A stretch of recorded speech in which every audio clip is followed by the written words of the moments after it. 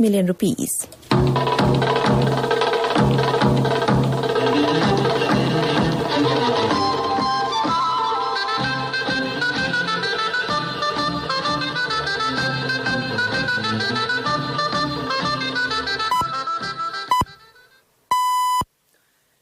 .45, this is the Sri Lanka Broadcasting Corporation. The morning news edited by Danushka Madhavala, read by Soundi Thavam. The number of COVID-19 infected patients in Sri Lanka increases to 46,247. Sri Lanka's fatality count due to the virus increases to 219. It has been reiterated that all parties must work towards sending the students to schools under strict health safety measures. The Ministry of Public Administration said that the heads of state institutions will be able to call on all public servants to return to work from next week. The Colombo Stock Exchange All-Share Price Index crossed 7,000 yesterday. In world news, violent pro-Trump mob storms the US Capitol. 269 COVID-19 cases were detected yesterday in the country, raising the number of confirmed infections to 46,247. The Department of Government Information said all the new cases were linked to the Minuwangoda-Paliagoda COVID-19 cluster. Accordingly, the Minuwangoda-Paliagoda COVID-19 cluster has increased to 42,498. The Epidemiology Unit of the Ministry of Health said 7,005 persons, including 3 foreign nationals, are currently receiving treatment for the coronavirus at 64 facilities across the country. 2 more COVID-19 related deaths were reported yesterday. It has pushed Sri Lanka's fatality count due to the virus to 219. As per the Director General of Health Services, one of the victims was a 60-year-old male from Dehiwala. Meanwhile, a 78-year-old female from Alawa succumbed to a severe diabetic condition, malfunction of the heart, and a severe respiratory infection caused by the coronavirus infection. Secretary of the Ministry of Education, Professor Kapila Pereira, said that all parties must work towards sending the students to schools under strict health safety measures. All health guidelines with regard to the reopening of schools on Monday have been issued to the relevant authorities. He said that principals, teachers, parents and students will be informed on the process of reopening of schools with strict adherence to COVID-19 health regulations. On 11th January, the first term of schools will begin for all students from grades 2 to 13. The Secretary to the Ministry of Public Administration, J.J. Ratnasiri, said that the heads of state institutions will be able to call on all public servants to return to work from next week. He added that all public servants should be prepared to perform their duties as usual, and transport arrangements can be made as long as it is within the range of the office. This news broadcast comes to you from the Sri Lanka Broadcasting Corporation. The Army Commander, General Shavendra Silva, said that the isolation orders in several areas has been lifted with immediate effect. Accordingly, the Kotahena Police Area, Barber Street Police Area, Ruanvella Police Area, Hattevatta in the Cinnamon Gardens Police Area will no longer be under isolation. The Mayoress of Colombo, Rosie Senanayake, said that a total of 12,255 COVID-19 patients have been identified within the Colombo Municipal Council jurisdiction. Speaking to the media, she also stated that 292 employees of the CMC have been diagnosed with the COVID-19 infection. She said that 7 out of 150 antigen tests were positive yesterday. So far, 12,255 cases of COVID-19 have been identified within the municipal limits from January 1st until yesterday. Up to now, 119 deaths have been reported. The total number of PCRs performed so far is 63,367. She urged the people not to assume that Colombo is safe from the coronavirus and that all must adhere to the health guidelines to control the spread of the coronavirus. That's local news. On the nose, the pain of each member of the family. Siddha Lepa, the trusted relief for aches and pains. An effective therapy for relief from cold, sneezing, flu, headaches, swelling due to toothaches, rheumatic, discomforts, and muscular aches and pains. Siddha Lepa, the Veda Mahatmya in every home. The main news story is brought to you by Siddha Lepa Veda Mahatmya. The Dengue Prevention Unit of the Health Ministry said the lowest number of dengue patients to be diagnosed in 10 years in Sri Lanka was reported in 2020. Head of the unit, Dr. Arjuna Jayasekara, said 35 dengue cases were reported in 2020, while no fatalities were reported in December. One of the key reasons for this was less movement of people to the western province over fears of contracting COVID-19, he said, and came to you in the main news story. The main news story was brought to you by Siddhalepa Vedamahatmya. Brush your teeth twice a day for healthy teeth and gums. Supiriviki and Kakulu, your trusted brands in oral care for many years. Supiriviki Ayurvedic toothpaste for adults. Kakulu Ayurvedic toothpaste for kids. 9 Ayurvedic ingredients of Supiriviki will protect your teeth and strengthen your gums. Supiriviki and Kakulu, products from Siddhalepa. Moving on to Watchlight, the Commissioner General of Buddhist Affairs says that all Buddhist Sunday Dhamma schools in the country, except for those located in isolated areas, will reopen on the 17th of this month.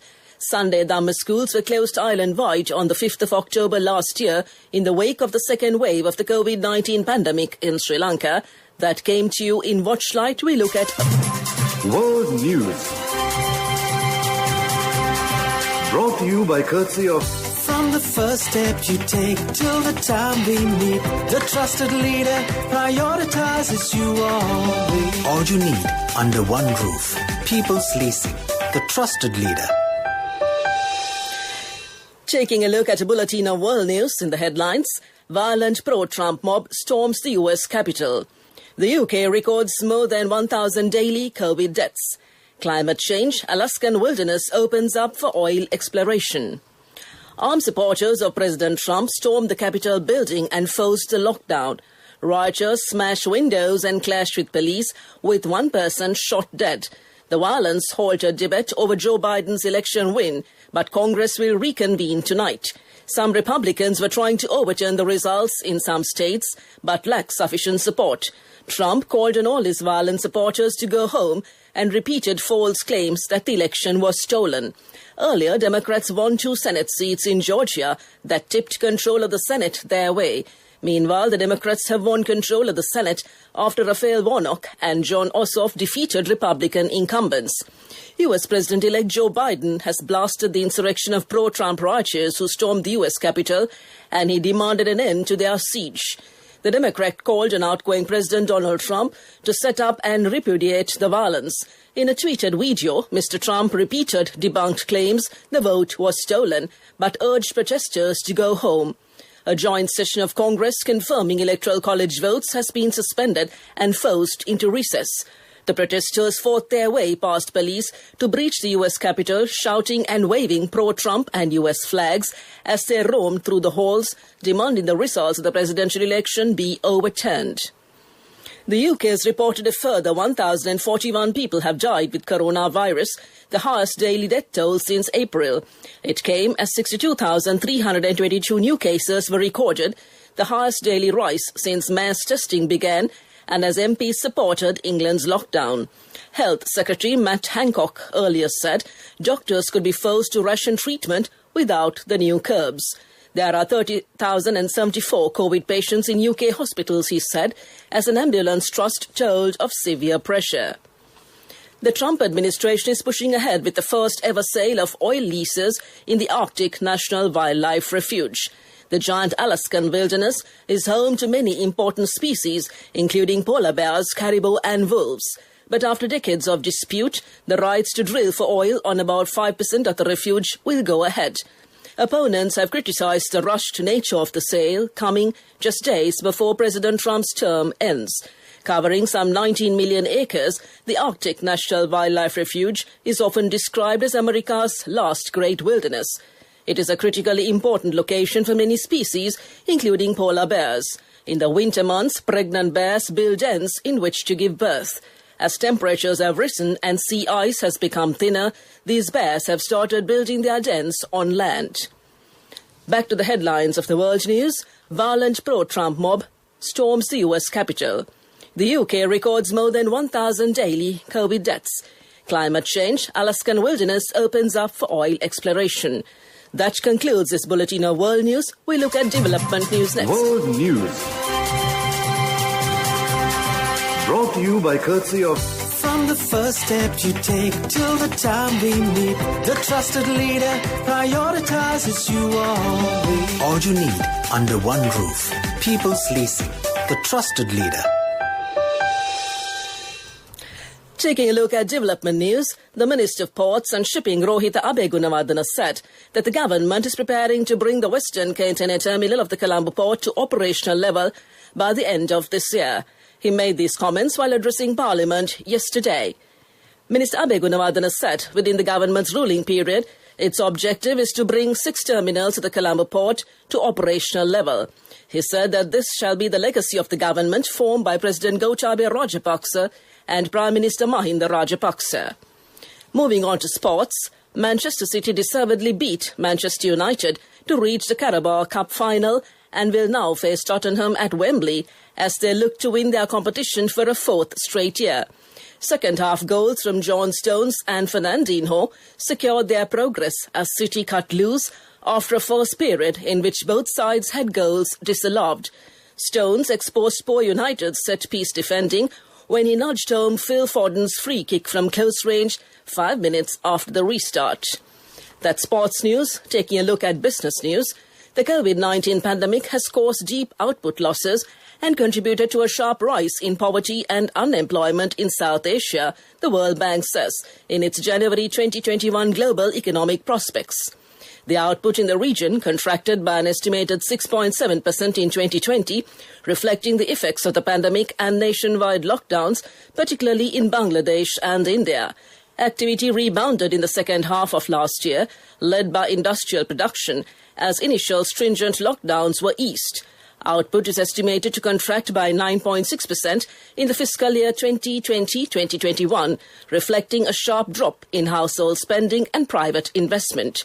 That's business news. We look at economic news next.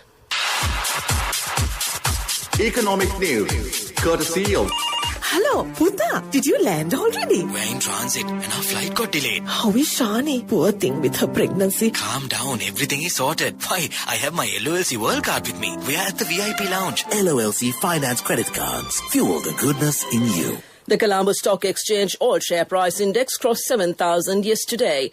There were 39,118 trades and turnover crossed 7 billion rupees. 101 tickers contributed positively to the index, while 88 contributed negatively to the index. Turnover was concentrated in BIL, which had a crossing of 1.1 billion rupees. At 5.5 rupees BIL, had an intraday high of 5.9 rupees and a low 5 rupees BIL traded at a volume-weighted average of 5.46 rupees and accounted for 6,645 trades. The S&P SL20 index ended the day down 5.4 points. That's economic news, and to conclude, we look at the weather report. Congratulations on your promotion. Heard you gave a treat for everyone in your department yesterday. Yeah. It will be our treat, huh? Well, how about today? Oh no, I was just joking.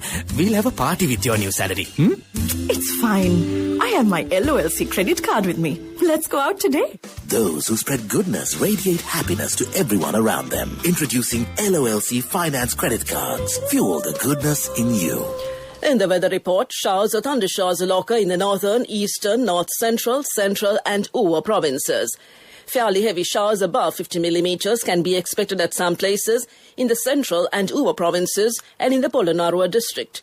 Showers or thundershowers occur at several places elsewhere after 1 p.m.